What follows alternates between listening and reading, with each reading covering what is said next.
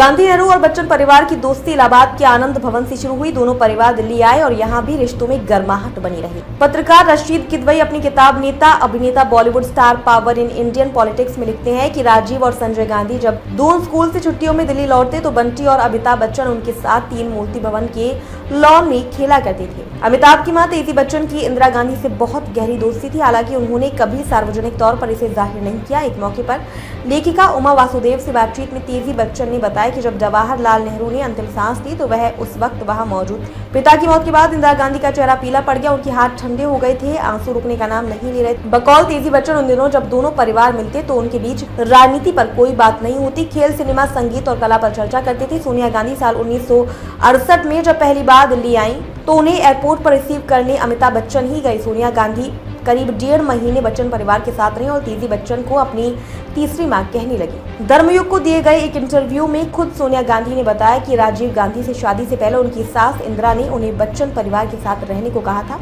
ताकि वह भारत के रहन सहन को सीख सके। इंदिरा गांधी की हत्या के बाद राजीव के कहने पर अमिताभ बच्चन राजनीति में भी आए। हालांकि उन्हें राजनीति पसंद नहीं आई और कुछ सालों में ही किनारा कर लिया। मई 1991 में राजीव गांधी की हत्या के बाद दोनों परिवारों में दूरी बढ़ने लगी। रशीद किदवई लिखते हैं कि तल्खी की शुरुआत इमरजेंसी के दिनों में हो चुकी थी।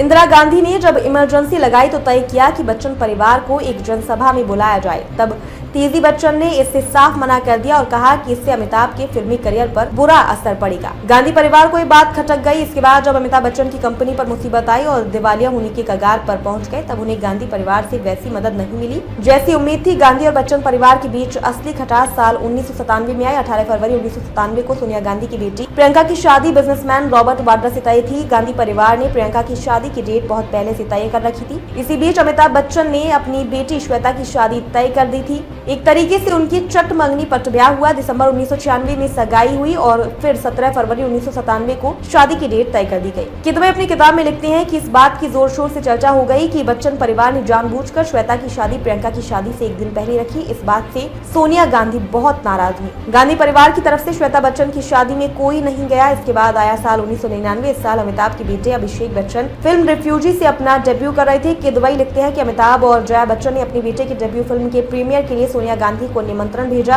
पर उन्होंने आने से साफ मना कर दिया। कहा कि कांग्रेस पार्टी की नीतियों के मुताबिक वह किसी 5 स्टार होटल में आयोजित कार्यक्रम में नहीं जाती है क्योंकि पार्टी हमेशा से सादा जीवन और उच्च विचार को मानती रही। उस वक्त सोनिया गांधी कांग्रेस पार्टी के राष्ट्रीय अध्यक्ष थी। इसके बाद दोनों परिवार कभी करीब नहीं देखे गए।